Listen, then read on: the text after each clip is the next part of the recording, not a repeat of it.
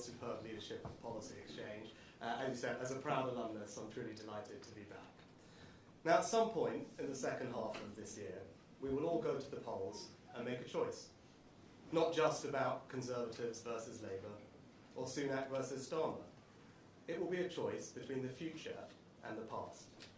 Now, I remain confident that my party can prevail, not because of our record alone, but because we will be the only party really talking about the future. And not with vague, lofty platitudes, but with bold ideas and a clear plan that can change our society for the better and restore people's confidence and pride in our country. Now, I feel a profound sense of urgency because more will change in the next 5 years than in the last 30. I'm convinced that the next few years will be some of the most dangerous, yet the most transformational that our country has ever known. So the question we face today is this: who has the clear plan and bold ideas to deliver a secure future for you and your family? The dangers that threaten our country are real. They're increasing in number. An axis of authoritarian states like Russia, Iran, North Korea and China is working together to undermine us and our values. War has returned to Europe, with our NATO allies warning that if Putin succeeds in Ukraine, they might be next. War rages too in the Middle East, as Israel defends itself, not only against the terrorists of Hamas, but a barrage of missiles fired for the first time directly from Iran. Right now in Africa, conflicts are being fought in 18 different countries. And Putin's recklessness has taken us closer to a dangerous nuclear escalation than at any point since the Cuban Missile Crisis. Now, these are not faraway problems. Iranian proxies are firing on British ships in the Red Sea, disrupting goods destined for our high street. Here at home, China has conducted cyber targeting of our democratically elected MPs. Russia has poisoned people with chemical weapons. And when Putin cut off the gas supplies, it had a devastating impact on people's lives and threatened our energy security. And in this world of greater conflict and danger, 100 million people are now displaced globally. Countries like Russia are weaponizing immigration for their own ends, and criminal gangs keep finding new routes to across European borders. Illegal migration is placing an intolerable strain on our security and our sense of fairness. And unless we act now and act boldly, this problem is only going to grow. Extremists are also exploiting these global conflicts to divide us. People are abusing our liberal democratic values, the freedom of speech, right to protest, to intimidate, threaten, and assault others, to sing anti-Semitic chants on our streets and our university campuses, and to weaponize the evils of anti-Semitism or anti-Muslim hatred in a divisive, ideological attempt to set Britain against Britain. And from gender activists hijacking children's sex education to cancel culture, vocal and aggressive fringe groups are trying to impose their views on the rest of us. They're trying to make it morally unacceptable to believe something different and undermine people's confidence and pride in our own history and identity. Scottish nationalists are even trying to tear our United Kingdom apart. But for all the dangers ahead, few are felt more acutely than people's sense of financial insecurity. We've been pounded by a series of once-in-a-generation shocks, the worst international financial crisis since the Great Depression in the 1930s, the first global pandemic since the Spanish flu in 1918, the biggest energy shock since the 1970s. Global forces, yet they are hitting our living standards here at home. We must be prepared strategically, economically, with robust plans and greater national resilience to meet this time of instability with strength. And people's sense of insecurity is only heightened by the fears about new technologies like AI. When the IMF says 40% of jobs could be affected, or hundreds of leading experts say the risk could be on a par with pandemics or nuclear war, and when children are exposed to bullying, sexualized content, or even self-harm online, people want to know that they've got someone in charge who understands these dangers, because only if you understand what is happening can you be trusted to keep us safe. But the paradox of our age is that for all the profound dangers that we face right now, we also hold in our hands an opportunity for human progress that could surpass the Industrial Revolution in speed and breadth. Technologies like AI will do for the 21st century what the steam engine and electricity did for the 19th. They'll accelerate human progress by complementing what we do, speeding up the discovery of new ideas, and by assisting almost every aspect of human life. Think of the investment they will bring, the jobs they'll create, and the increase in all our living standards that they'll deliver. Credible estimates suggest AI alone could double our productivity in the next decade, and in doing so help us create a world of less suffering, more freedom, choice, and opportunity. Just imagine every child in school with their own personalised tutor, and every teacher free to spend more time personally developing each student. New frontiers in medical diagnostics, where a single picture of your eyes can not only detect blindness, but predict other diseases like heart attacks or Parkinson's. And counterintuitive as it may seem, throughout human history, the greatest breakthroughs of science and learning have so often come at the moments of greatest danger. The first electronic digital computers were developed by British codebreakers in the Second World War.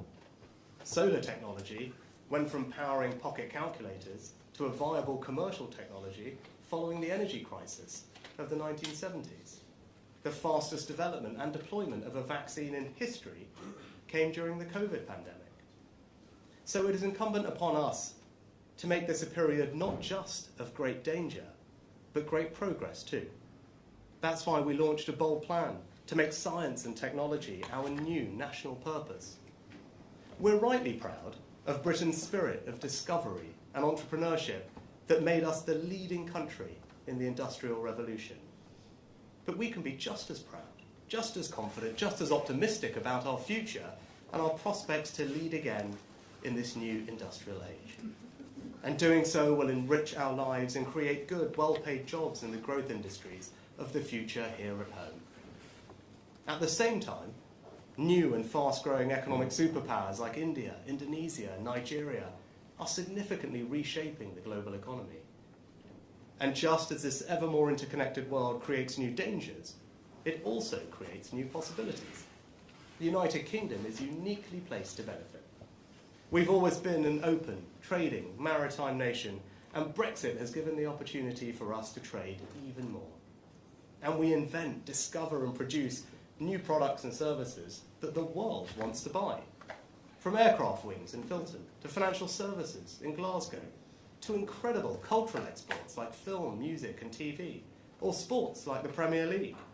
Everywhere from rural Kenya to the cityscapes of South Korea, people stay up at all times of the day and night to watch their favourite British team. It's no wonder that Brexit Britain has leapt above France, Japan, and the Netherlands to become the world's fourth biggest exporter.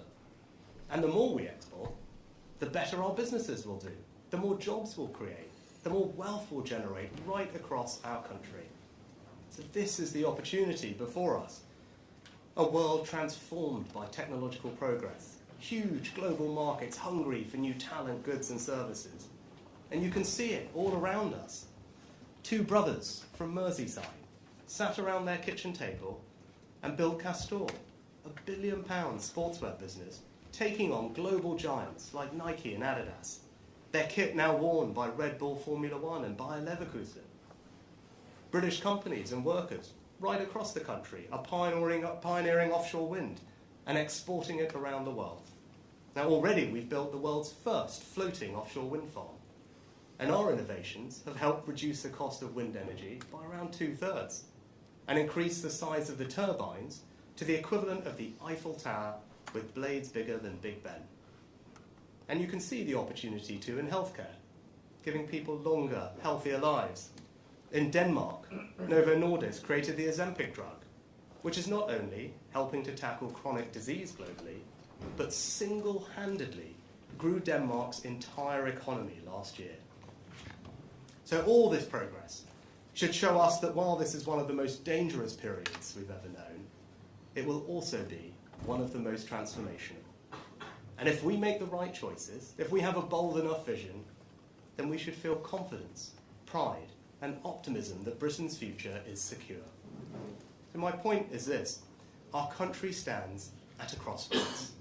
Over the next few years, from our democracy to our society to our economy to the hardest questions of war and peace, almost every aspect of our lives is going to change. And how we act in the face of those changes, not only to keep people safe and secure, but to realise the opportunities too, will determine whether or not Britain will succeed in the years to come. And there is an important choice facing the country. Because despite having 14 years with nothing to do but think about the future, Labour have almost nothing to say about it. No plans for our border, no plans for our energy security, no plans for our economy either, and no principles either. Keir Starmer's gone from embracing Jeremy Corbyn to Natalie Elphicke, all in the cynical pursuit of power at any price. So Labour have no ideas. What they did have, they've U-turned on. They have just one thing, a calculation that they can make you feel so bad about your country that you won't have the energy to ask what they might do with the incredible power that they seek to yield. Now, I'm not saying that the past doesn't matter.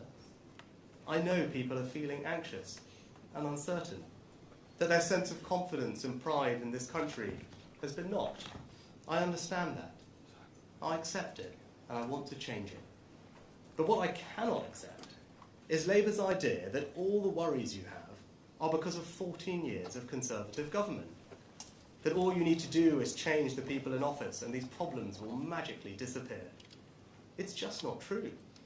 In the last 14 years, we've made progress in the most difficult conditions any governments have faced since the Second World War. A world-leading economy. We've seen the third highest growth rate in the G7 and created 4 million jobs, 800 a day. We took difficult decisions to restore our country's financial security and control national debt. And that allowed us to support the country through COVID, deliver the fastest vaccine rollout in the world, provide record funding to the NHS, and protect pensions with the triple lock. We've reformed welfare by capping benefits and introducing universal credit to help people into work. We've reduced absolute poverty, pensioner poverty, child poverty. We've cut carbon emissions by a third, maintained our position as NATO's second biggest defence power, halved violent and neighbourhood crime, and improved standards in our schools with English school children not just the best readers in the UK, but in the Western world. We've legislated for equal marriage, and it is now not even surprising for people from ethnically diverse backgrounds to lead Scotland, Wales, and the United Kingdom. And the economy now decisively has momentum. Inflation down from over 11% to 3%. Wages rising faster than prices. And in the first quarter of this year, we grew faster than France, Germany, Japan, Italy, and even America. The plan is working, so we must stick to it and not go back to square one. And when Labour ignores the achievements of the last 14 years, or try to reduce the last 14 years to 49 days, remember what they're actually doing is trying to distract you from the thing that matters most, the future.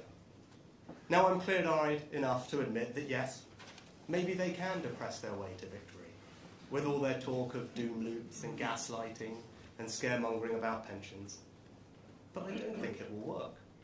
Because at heart, we're a nation of optimists. We're not blind to the challenges or threats that we face. We just have an innate belief that whatever they are, we can overcome them, as we have done so many times in our history, and create a secure future for you and your family.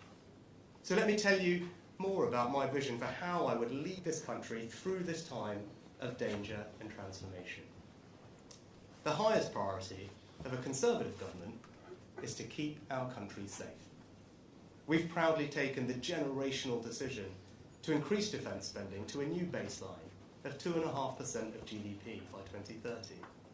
Yet Labour have refused to match our pledge. Keir Starmer supported a former Labour leader who wanted to abolish the army and withdraw from NATO. And Labour's current deputy leader, shadow foreign secretary, and many others voted against our nuclear deterrent, the ultimate guarantor of our security. Now, Labour want to pretend that this is all history, ancient history, but it's not. and it should worry us. Because the defence of our country and our values requires seriousness of purpose, moral clarity, and the willingness to make big choices and sacrifices elsewhere to fund it. Either you believe the world is more dangerous, or you don't. Either you have the strength to lead, or you don't.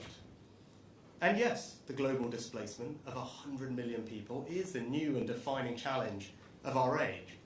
But we can and will protect ourselves against illegal migration. Because only we Conservatives have the strength to challenge conventions and do something different about it. Tinkering just won't work. That's why we're pioneering the Rwanda scheme. And so when people see that if they come here illegally, they will be swiftly detained and removed, they will be deterred from making that perilous journey, stopping the boats and saving thousands of lives. Now I know that our international frameworks are outdated, so there may be flashpoints ahead with the ECHR. And if the Strasbourg court make me choose between the ECHR and this country's security, I will choose our country's security every single time.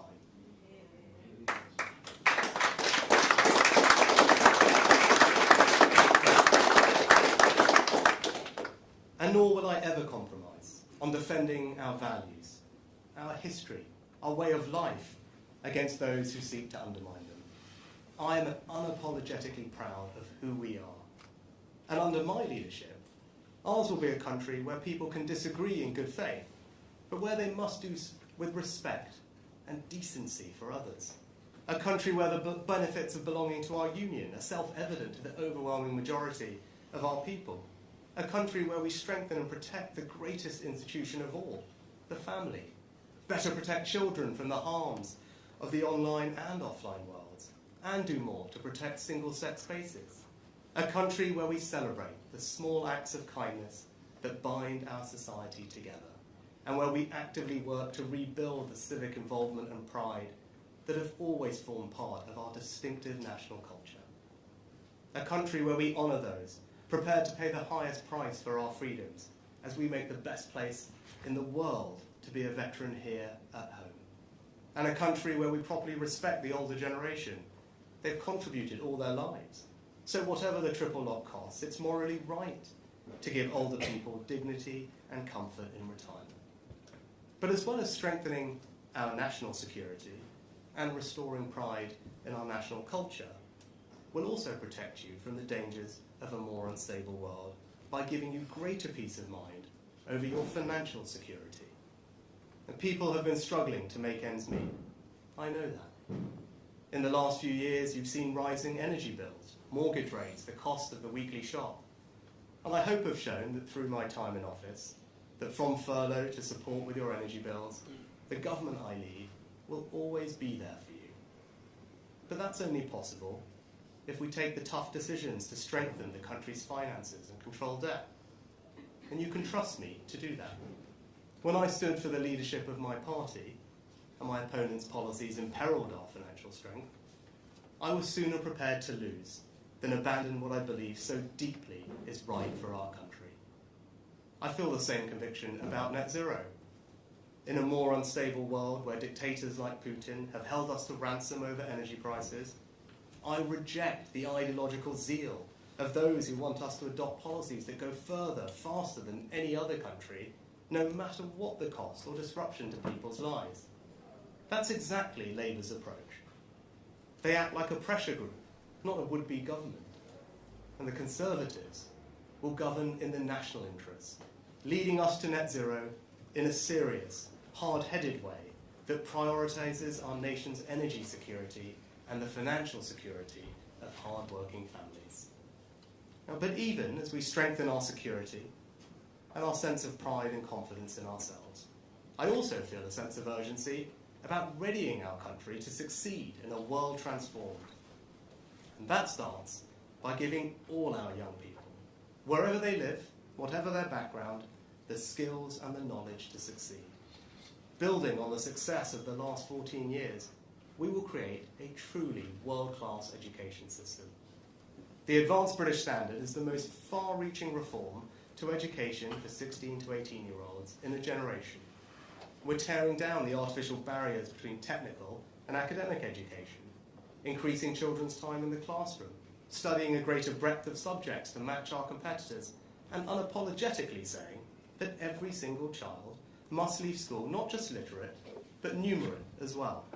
Now, I know that this will not win universal acclaim, but maths will be fundamental to our children's life chances in this new technological age. And it is our duty to give them those skills. And more, we'll end rip-off degrees and massively expand the number of apprenticeships, because a degree is not the only path to success in the modern economy. And we'll make sure that everyone has the funding they need to retrain or learn new skills at any point in their lives, because in the future, education won't stop when you walk out of the school gates. But for Britain to finish first in today's world, we don't just need the skills to succeed. We need to create a dynamic, innovative economy fueled by technological progress, so we lead in the industries of the future and help you and your family become wealthier and more economically secure. And the government I lead is creating the conditions for a new British dynamism by investing in the new infrastructure of the future. Not just roads, railways and buses, but gigabit broadband, research and development, computing power, by helping to create hundreds of thousands of good, secure, well-paid, highly skilled jobs that will level up opportunity right across the country. And yes, by taking the necessary decisions to build the right homes in the right places to support those jobs. But true British dynamism won't come from the state alone. It will come from you. It will come from the ingenuity and creativity of the British people, given the support, the opportunities and the rewards to have, pursue and realise big ambitions. If you have a brilliant idea, I want you to build it. If you're passionate about solving a problem, I want you to pursue it. And if you simply want to set up on your own, I want you to get out there and do it. Because you won't find the future written in a slide deck in a Whitehall Quango. You'll find it out there in our country. And so the government I lead will create the conditions for people themselves to try, to build, to invent. Yes, sometimes to fail, but more often to succeed. That's why we're cutting taxes directly on investment. It's why we're cutting taxes to encourage innovation, and it's why we're seizing the freedom and the flexibility of Brexit.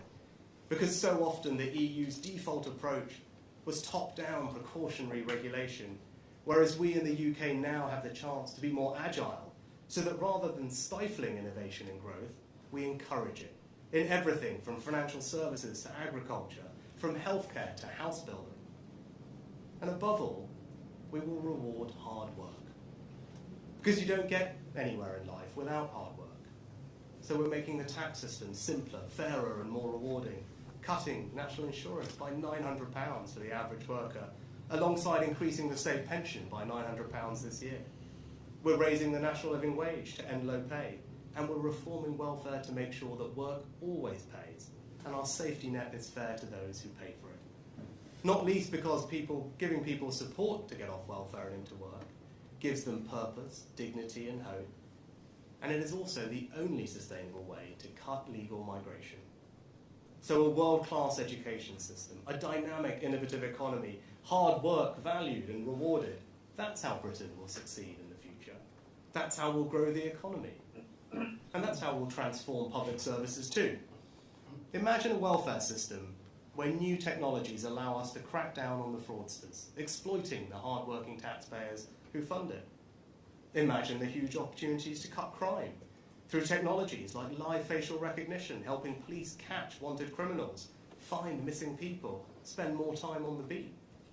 And imagine our NHS, still free at the point of use, but transformed for the future. A service staffed by tens of thousands more doctors and nurses, thanks to our long-term workforce plan. Backed by record funding made possible by years of fiscal discipline, with far greater choice over where you can receive your care, made as simple as choosing what to watch on iPlayer. And I believe there will be no more powerful example of what all the forces of British dynamism, innovation, scientific discovery, and technological progress can achieve than this: to address, finally, the fear of one word that still lurks in the back of everyone's minds, that touches almost every family in the country, and that envelops our whole world if we or a loved one hear it. cancer. Yet even here, if we are bold enough, there can be cause for new hope. We already know that we can prevent most lung cancers, the UK's leading cause of cancer deaths, by stopping smoking. That's why I took the important decision to create a smoke-free generation. And with huge breakthroughs in early diagnosis and new treatments like the mRNA vaccine for skin cancer, I believe we can be just as bold and ambitious in improving rates of cancer survival. Because if we can bring together my vision of a country transformed with our world-class education system that trains PhD oncologists and apprentice lab technicians, and our dynamic economy that attracts investors and incubates the billion-pound biotech businesses of the future, our post-Brexit regulatory freedoms to approve trials in a safe but faster way, and the scale of our NHS to help us research and trial those new drugs in a way that no other country can, then just one example of the incredible achievements this country can make would be to make a generational breakthrough against this cruel disease and fundamentally change what it will mean for our children and grandchildren to hear the word cancer. So today, I've set out my vision for how Britain can succeed in one of the most dangerous yet transformational eras we've ever known. The values that lie behind that vision are a new patriotism, a confidence in ourselves and in all that we can achieve. I refuse to accept the doomsterism and the cynical narrative of decline that my opponents hope will depress people into voting for them. And I reject those who insidiously question our history and our identity. I believe in that innate confidence in ourselves that has always run through our island story. And just as we're proud of all that we created, invented, and discovered in our past, so we can be confident and optimistic about what we will achieve in our future. My pledge to you is that I will create the conditions to make that possible, to help you fulfill your ambitions, to build the world-class education system that gives our children the skills they need to succeed no matter where they started in life, to create that dynamic, innovative economy that will give you the opportunity of a wealthier, more financially secure life for you and your family, to restore our sense of civic pride and national cohesion so that we can be secure in the knowledge that we are all on the same side. And above all, you can trust me to keep you and your family safe and secure from the threats we face at home and abroad. There are storms ahead. The dangers are all too real. But Britain can feel proud again. Britain can feel confident again. Because with bold action and a clear plan, we can and we will create a secure future. Thank you.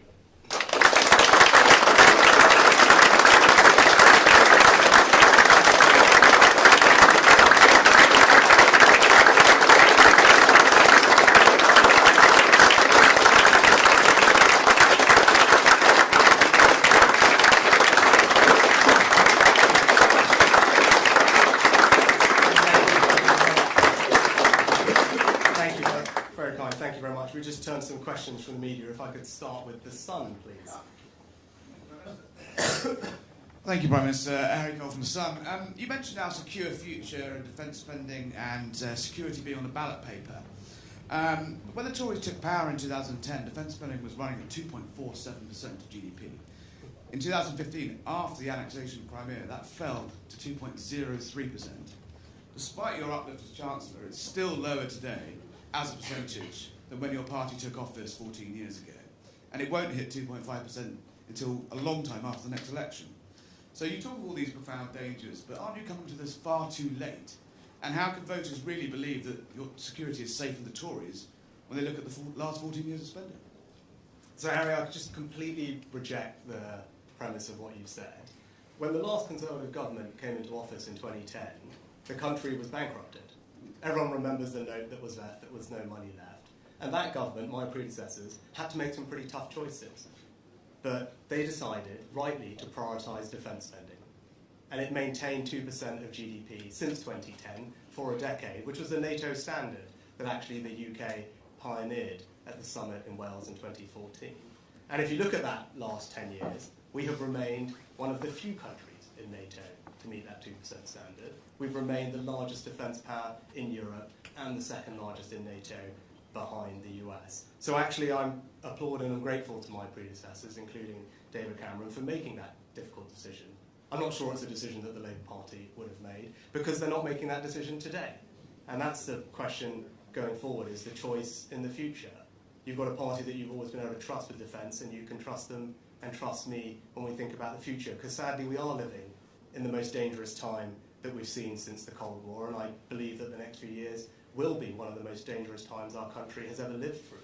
An axis of authoritarian states, Iran, Russia, North Korea, China, acting in an assertive way that is threatening our values, threatening our interests abroad and at home in a more interconnected world. And what are we doing to meet that threat? We've made the generational decision to strengthen our national defence and increase defence spending to a new standard. And that's not just all on the come. When I made that announcement a few weeks ago, it was coupled with an instant increase in our defence spending of £500 million to support Ukraine, which, as everyone can see from the news today, is absolutely the right imperative, because an investment in Ukraine's security is an investment in our security. We have peace through strength. We have to restore deterrence, and that's why it's imperative that Putin fails. And the question at the election is that choice. Who can you trust to keep you safe in this more dangerous world? Well, you can trust me, you can trust the Conservatives, because we've made that decision. That requires leadership, it requires us to prioritise defence. It's not easy. There were plenty of people who said, well, you should do other things instead. I don't think that's the right thing for our country. But Keir Starmer's made it very clear that he doesn't agree with that. He doesn't agree that this is a more dangerous time that requires us to invest more in defence. Hasn't matched that pledge. This is someone who supported Jeremy Corbyn, who wanted to scrap the army and leave NATO, that you talk about. And as I said, right now, the deputy leader of the Labour Party, the shadow foreign secretary, and multiple other members voted against our nuclear deterrent. That is the ultimate guarantee of our security. So I actually think that choice is very clear, that it is a more dangerous world. Anyone who's pretending to you that it isn't being straight with the public. And the right thing to do for our country in that environment is to increase more in defence. That's the decision we've made, and I'm confident that the country will agree with it. Next, can I go to the Daily Telegraph? Thank you, Prime Minister. Ben Riley-Smith from the Daily Telegraph. You're laying out your election pitch, but you won't tell us when the election is.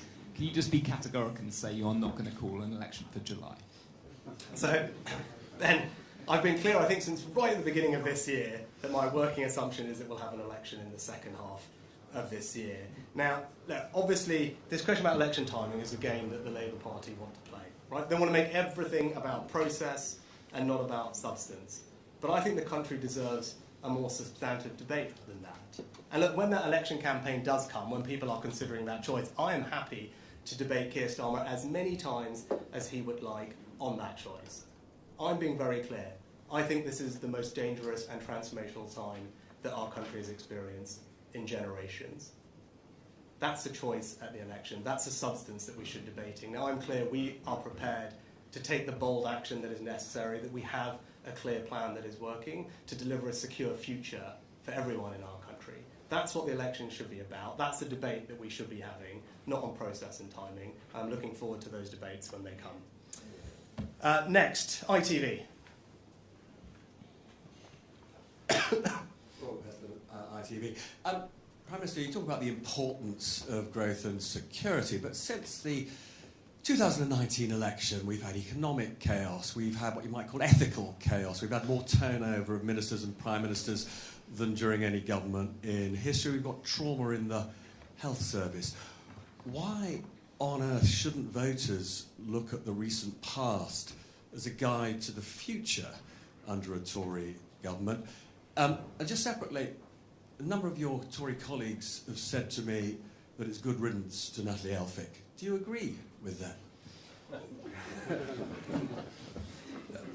Robert, thanks. Look, on this question about the past and the future, let me be crystal clear. No, I'm not standing here pretending that everything's been perfect about the last 14 years. Of course I'm not. Right? But I am incredibly proud of our record in government. In some of the most difficult circumstances that any governments have faced since the end of the Second World War, not least starting with a country that was left in a financially bankrupt state.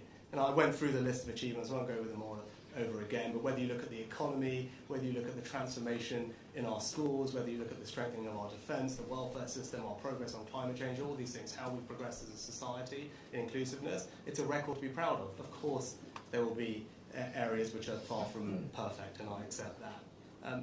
But you talked more recently about the last few years. Those are global shocks. The pandemic didn't just happen to the UK. The war in Ukraine had an impact on energy bills, not just in the UK. What's happening right now in the Middle East is not just something that concerns the United Kingdom. Right? The world is becoming a more dangerous place, and the question that I hope the country asks themselves at the election is about the future, because that's what's at stake. At a time that is more dangerous, is potentially more transformational than at any point that we've known in a long time, who can you trust to have the bold ideas, to have the clear plan that will deliver a secure future for you? And you talk about track record, people can judge me on my track record since I've had this job. Right? Tackling a more pragmatic, hard-headed approach to net zero, ensuring that we have secured our economic recovery, as you and I were discussing last week, delivering tax cuts, making sure we're investing in the industries of the future, taking advantage of Brexit, growing our trade. These are all the things that we've done just in the last 18 months, and that brings me on to Natalie Elphig. And look, actually, more than anything, I think it shows less about her, and it's more about Keir Starmer. And it shows him to be completely and utterly unprincipled. Right? This is someone who went from embracing Jeremy Corbyn to embracing Natalie Elphig. It just tells you that you can't trust what the guy says. Right? And if you're trying to be everything to everyone, fundamentally, you don't stand for anything. And I think that will be increasingly clear to people. And on the substantive topic about illegal migration, which Labour have been trying to talk about, I mean, they announced that you were all there, they announced a plan last week, which, when I went through it, essentially is exactly the same plan that I announced, that you all listened to, a year ago, that we've already implemented, that's already making a difference. But they left out the most important part, which is that you've got to have a deterrent. That's the boldness that's required if you're going to deal with the insecurity that we face. Right? No amount of extra caseworkers are going to change that. Right? You've got to make it crystal clear that if you come to our country illegally, you won't be able to stay. That's what the National Crime Agency think. That's how we've solved illegal migration from Albania. Right? That's what you need. That's why the Rwanda scheme is so important. And he's been very clear, right, that he ultimately is going to grant an amnesty for illegal migrants, which just allow thousands of them to enter here and to stay here. And as Natalie Elphig herself said in the not too distant past, Labour are an open borders, pro-immigration party that doesn't want to stop the boats. Her words, not mine. Next, go to the BBC. Thank you, Chris Mason, BBC News. Let's cut to the quick here, Prime Minister. Are you saying the country would be less safe under Keir Starmer? And in summary, is this the beginning of an argument from you that says, be careful what you wish for, better the devil you know? In a word, yes. I'm very clear. Right? Now, I'm the Prime Minister of this country, I've been doing this job, and I've set out today that I believe that the next few years will be both the most dangerous that our country has experienced in a long time, and also the most transformational. Now, you can disagree or agree with that, but I happen to think that's the truth. Everything that we're seeing in the world from today, from the last week, last few months, tells me that it's an incredibly dangerous time. And what the country needs, what the country wants, what the country deserves, is to know that there's a secure future for them and their families ahead. That is the choice at the next election. And I'm also clear that my track record and the decisions that we're making in government show that we are the party that has the bold action, the clear plan to deliver that secure future. That's a debate that I'm looking forward to having. Next, Daily Mail. Thanks, PM. You said you want to fight the election campaign on the future, not the past. Does that mean that there'll be no place for Boris Johnson when it comes to the campaign? I've been clear about this as well in the past, right? I want every Conservative who shares the vision that I do to be part of that campaign, to fight for the things that we believe in. Now, ultimately, look, of course, the Conservative family is a broad church, but we're united by a set of values. And that set of values that I talked about earlier on are founded in innate optimism about our country and what it can achieve. An intrinsic sense of pride in our history and our identity, and a knowledge that actually progress comes from people, not from the state. And that's about creating the dynamic, innovative economy I talked about, seizing the opportunities of Brexit, recapturing what we had. We led the world in the Industrial Revolution. Right? That's what we did in this country. That was the most extraordinary time of change and progress for humanity and for British people. We led that. And I see no reason why we can't lead again in the future. And that vision that I pointed out and outlined of a more secure future for families, where we can have confidence in our strength, where we're protecting people from the threats we face, when we're securing our borders, we have a pragmatic approach to net zero that's serious, that's hard-headed, that makes sure that we give everyone in our country financial security. That is a Conservative message, and I'm confident everyone can get behind. And the choice of the next election is not between this Conservative and that Conservative. The choice of the next election is between me and Keir Starmer. It's between the Conservatives and Labour, but crucially, it's about the future versus the past. And we are the only party that is talking properly about the future as a plan to deliver a secure future for our country. Next, LBC. Hi, Natasha from LBC. Just to follow up on Chris's question. So are you saying today that you think that Keir Starmer would make this country more unsafe? And on Ukraine, it was reported over the weekend that David Cameron persuaded Donald Trump to back more funding for Ukraine on the premise he could secure a peace deal. Can you assure us that the West is not about to force Ukraine into taking a peace deal? Thank you. Yeah. No, I believe that we will keep this country safe, and Keir Starmer's actions demonstrate that he won't be able to do that. I believe this is the most dangerous time that we've faced for generations. That's why we've made the decision to increase defence spending to 2.5%. That's not an easy decision. Right? That is a decision that we've made. That's a choice that we've made. That's a priority that we think is right for the country. Keir Starmer and the Labour Party have been crystal clear that they don't believe in that. They will not match that choice. Right? So there's no way you can keep the country safe and secure from the growing threats we face. Iran, China, North Korea, Russia acting together. Unless you are prepared to invest in our defence. It's as simple as that. There's a very clear dividing line there, which I'm sure everyone can appreciate. And at the end of the day, when it comes to this question, right, his track record will tell you that. And I don't say this for political point scoring, but that is just the reality of the situation. He's someone who believed Jeremy Corbyn would make a good Prime Minister of our country, not once but twice. Right? Jeremy Corbyn wanted to pull us out of NATO, wanted to scrap the army. Multiple members of the government that Labour would provide don't believe in a nuclear deterrent. So I don't see how you can, with a straight face, say to the country, yes, I'm prepared to do what it takes to keep you safe. The evidence just doesn't suggest that at all. And it's because of that increase in defence spending that I can stand here and provide more support to Ukraine. And not just that, can say that that support to Ukraine will be provided for as long as is necessary to repel Russian aggression. Keir Starmer can't stand here and make that pledge.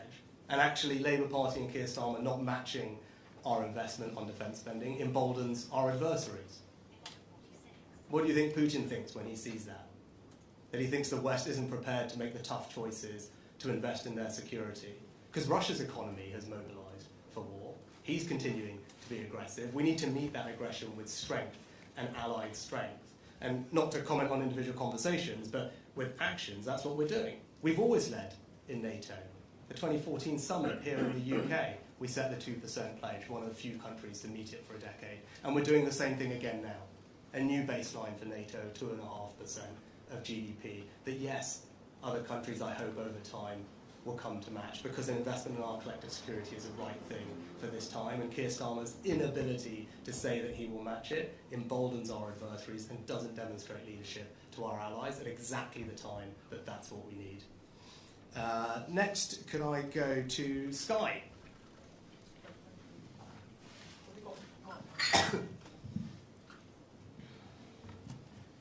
Prime Minister, thank you. After the local elections, you said the results suggested we're heading for a hung parliament with Labour as the largest party. You've also ruled out doing any deal with another party. So as you outline these future threats, why have you openly admitted that you're not going to be able to stay on as Prime Minister? Thank you. Sorry, Beth, I'm not entirely sure I understood the question, but what I would say is that wasn't me who said those things, that was independent election analysts who made those points about the results of the local elections. My point is, we've had the local elections now. The next election that our country's going to face is the general election. And the choice of that general election is clear, as I said. It's about the future versus the past. And as I've set out today, we have a clear understanding of what the future entails. The most dangerous time that we've known in a long time, but also the most transformational. And it is only us, it is only me, that have the bold ideas and the clear plan that will deliver a secure future for the country. And that's the substance of the debate that I'll be having at the next election. And then lastly, if we could just go to Channel 4. Thank you very much, Prime Minister. Can I just follow on the LBC question about what that Sunday Times article said? It had some pretty direct quotes from Donald Trump. The suggestion was that we were encouraging him to think that a standoff between Ukraine and Russia would be a useful position for him to inherit if he comes to the White House, because that way he could put a deal on the table. Are we now in favour of a deal? It sounds from those quotes as though we are. And very quickly, if I may, because you were asking the country to trust not just you, but the Conservative Party. It's only a few months since you were saying they were part of the failed consensus of the last 30 years. You're now drawing our attention to the record that people should be proud of over the last 14 years. Which is it? And do you even trust the Conservative Party? It's not that long since you thought a marauding mob of people with letters were coming after you, is it? So I haven't seen this Sunday Times article, so forgive me for that, but what I can tell you very clearly is that we have led when it comes to Ukraine, right? My predecessor, Boris Johnson, did that. I've continued that, not just in quantum, but also being the first to provide new capabilities, whether that was tanks, a decision I made, main battle tanks, long-range weapons, first to provide multi-bilateral security assurances for the long term, first to train Ukrainian soldiers. So we have had a track record of leadership under me and my predecessors on that question, which I'm A, proud of, and everyone should be proud of it, but B, that's the right thing to do. Because if you want to strengthen this country's security, we need to re-establish deterrence. Right? An investment in Ukraine's security is an investment in our security. Our NATO allies in Eastern Europe are already worried about the prospect, or if Putin is able to succeed, that they'll be next, with all the consequences that would bring. And it's not just Putin that would be emboldened, it's our adversaries all around the world that are looking at this moment and seeing how we react to it. So in order to have security, we do need to invest more in defence, we do need to support Ukraine, that's what we've consistently done, but also it's right that we talk with our allies about that. And when it comes to the Americans, as I said a couple of weeks ago, is that whilst we are enormously grateful for the continued support and investment they put into European security, it's not right to rely on American taxpayers to do that if we're not prepared to make sacrifices for our own security. Now, I am.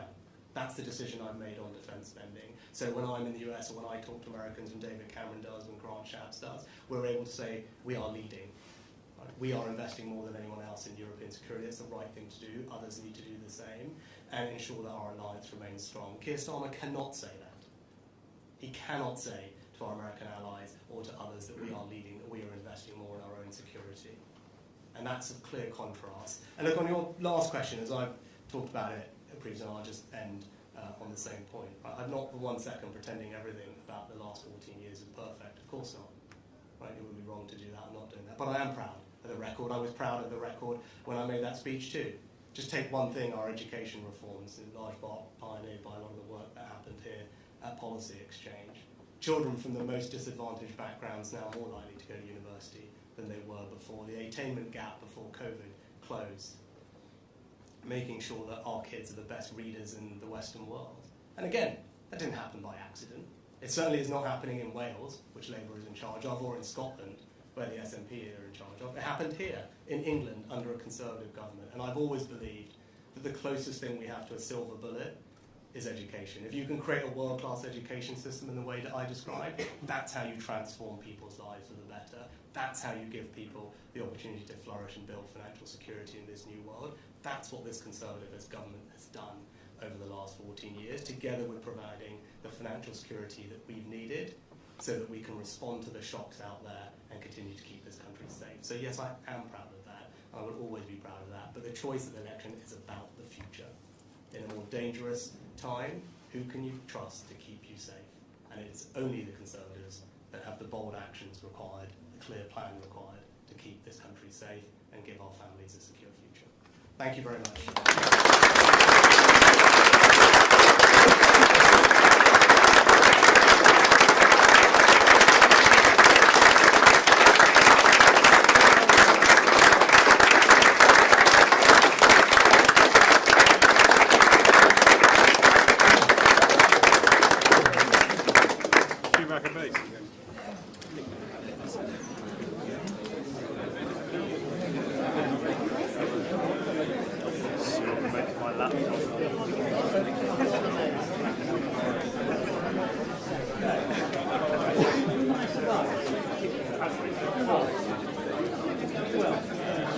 Yes, okay, let's